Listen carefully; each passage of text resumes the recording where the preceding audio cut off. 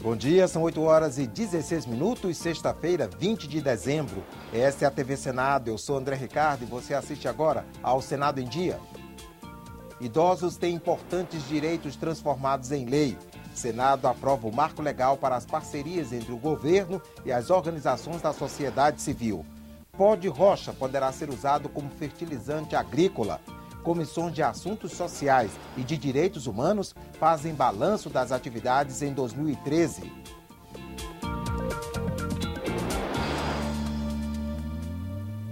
Os idosos brasileiros conquistaram mais um direito. Quando doentes ou impossibilitados de se locomover, não serão obrigados a comparecer a repartições públicas.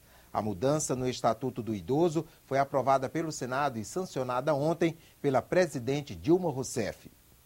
No Brasil, eles são mais de 20 milhões. Segundo o IBGE, de cada 4 idosos, 3 sofrem de doenças crônicas. Um procurador poderá representá-los, ou, se o poder público tiver interesse, irá à residência do idoso. Não tem cabimento nenhum uma pessoa idosa, doente, sem a menor condição de sair de casa, comparecer a uma repartição pública para confirmar o seu estado de saúde. O texto também prevê que as perícias médicas, como as realizadas pelo INSS e pelos serviços público e privado de saúde, sejam feitas no domicílio dos idosos doentes.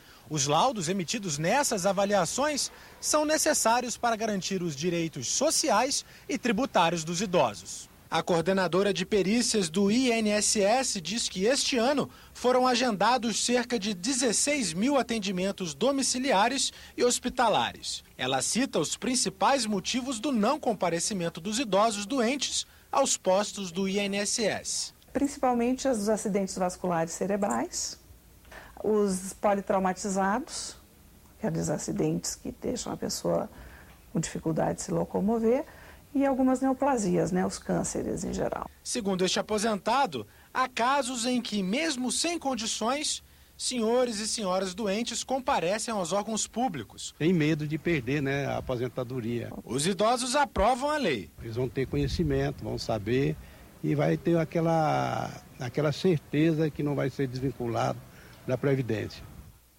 E os idosos também tiveram outro direito assegurado, a prioridade do embarque e desembarque no transporte coletivo.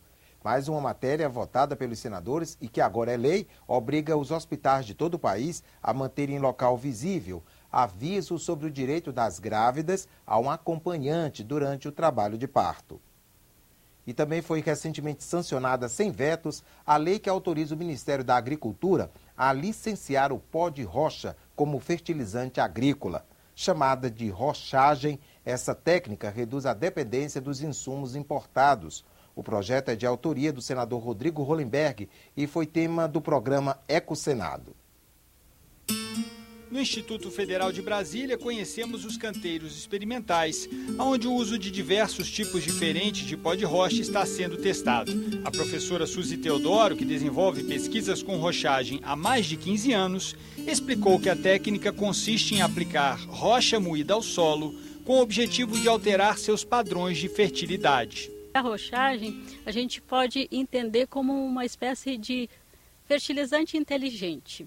A planta se apropria desses nutrientes na medida que ela necessita e o restante fica no solo, esperando para as próximas safras. Se nós pensarmos na agricultura familiar, que segundo o governo ocupa 25% da área agrícola do país e representa 75% das propriedades rurais, então a gente tem um público muito grande que é carente de fertilizantes. O Senado aprovou e agora está na Câmara dos Deputados um projeto que estabelece um marco legal para as parcerias entre o poder público e as organizações da sociedade civil, como ONGs e OCIPs. A proposta estabelece normas gerais para regular as relações entre as entidades sem fins lucrativos e o governo federal, estados, municípios e o Distrito Federal. O texto determina, por exemplo, que sejam publicados no início de cada ano os valores aprovados na lei orçamentária para ações que poderão ser executadas por meio de parcerias com o terceiro setor. Para fazer essas parcerias, os gestores serão obrigados a realizar um chamamento público para a seleção das instituições. O chamamento só será dispensado em casos de emergência. O texto avança na possibilidade de atuação em rede, com regras específicas para estimular parcerias com mais de uma organização da sociedade civil.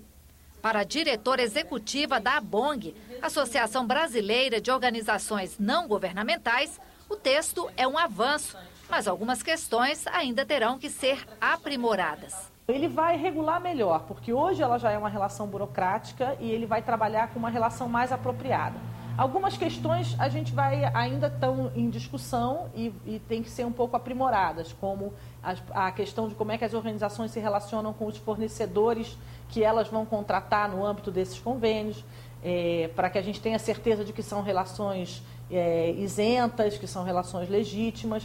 O projeto aumenta as exigências para ONGs e OCIPs firmarem convênios com o poder público. Além de ficha limpa, elas terão que comprovar pelo menos 3 anos de atuação e experiência na atividade prevista no contrato. O projeto também prevê que tanto os gestores quanto as organizações não governamentais deverão participar da prestação de contas do projeto. São mecanismos para permitir ao governo fiscalizar e ter um controle maior da utilização dos recursos públicos. Construímos um texto muito positivo e que, sem dúvida, fará com que o Brasil tenha um marco legal, que vai dar tranquilidade e segurança jurídica para que as organizações da sociedade civil possam desempenhar o seu trabalho, que é da maior importância social para o Brasil. O autor do projeto é o senador Aloysio Nunes Ferreira. Ele se baseou nas conclusões da CPI das ONGs, que investigou irregularidades na relação entre o poder público e organizações sem fins lucrativos. O Congresso estudou uma mudança na lei para ajudar as famílias de brasileiros que morrerem fora do país. Atualmente, os parentes têm que arcar com todas as despesas de traslado para o Brasil. Os brasileiros Cleidione Ferraz do Amaral, a filha Wendy e o marido Márcio foram encontrados mortos nesta casa, na Flórida, Estados Unidos. Desde o dia 10 de dezembro, os parentes tentam trazer os corpos para o Brasil, mas não têm dinheiro para bancar as despesas, R$ 53 mil. No site do Ministério das Relações Exteriores, o governo explica: o custo é alto e deve ser pago totalmente pela família. Caso isso não seja possível, o enterro pode ser feito no exterior, de acordo com a legislação local. Só podem dar apoio de assessoria, financeiro nenhum. Então seria assim, cremação, translado, tudo isso teria que correr por conta dos familiares. Um projeto aprovado pela Comissão de Relações Exteriores muda esta regra. Poderá o poder público, o governo, pagar pelas despesas de translados de pessoas brasileiras que tenham falecido no exterior e não tenham como trasladar os seus corpos para o lugar onde moram os seus entes queridos. Me parece de bom senso e eu dei o parecer favorável. O texto inclui despesas com embalsamamento e urna funerária. A matéria está na Comissão de Constituição e Justiça. Se for aprovada no Senado, ainda precisa passar pela Câmara dos Deputados. Se for aprovado, realmente aliviaria muito. Eu gostaria que tivesse sido aprovado já, né? Porque então a gente teria esse apoio, porque a dificuldade financeira que a gente está passando para trazer eles é muito grande. Temas importantes para todo o país, como o Estatuto da Juventude e a vinculação de uma porcentagem da receita da União para a Saúde, foram discutidos e aprovados neste ano pela Comissão de Assuntos Sociais. O presidente do colegiado fez um resumo dos trabalhos em 2013. Foram 34 reuniões deliberativas, 28 audiências públicas, 132 projetos aprovados e 4 sabatinas de indicados para agências reguladoras. Entre as principais matérias, o presidente da comissão destacou o parto humanizado no SUS e projetos que já foram sancionados pela presidente Dilma Rousseff, como o Estatuto da Juventude, o que garante aos usuários de planos de saúde o direito à quimioterapia oral em casa, e a proposta que obriga o SUS a realizar cirurgia plástica reparadora da mama nos casos de câncer.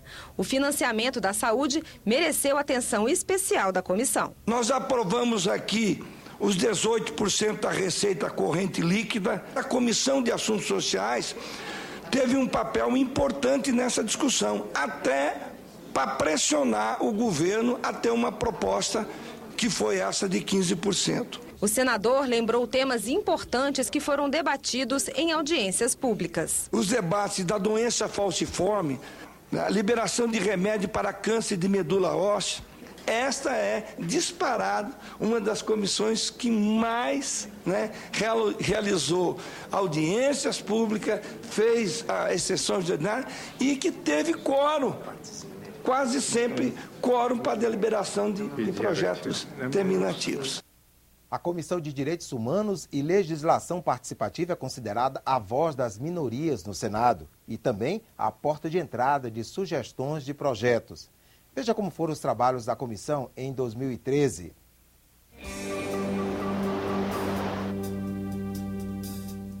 Denúncias. Nós queremos saber onde é que foram parar essas ossadas. Direitos das minorias. Nós trouxemos aqui a defesa da Constituição Federal. É onde está o respaldo legal para nós fazermos a nossa luta. Assuntos que fazem parte do dia a dia dos brasileiros foram tema da Comissão de Direitos Humanos e Legislação Participativa em 2013. Os movimentos sociais devem dar mais importância para a rua, como o Movimento Passe Livre tem dado. A comissão se reuniu 75 vezes, realizou 54 audiências públicas e votou 60 matérias. Entre elas, o projeto que determina o atendimento integral às mulheres vítimas de violência sexual no Sistema Único de Saúde e a proposta que estabelece prioridade nos processos de adoção de crianças e adolescentes com deficiência ou doença crônica.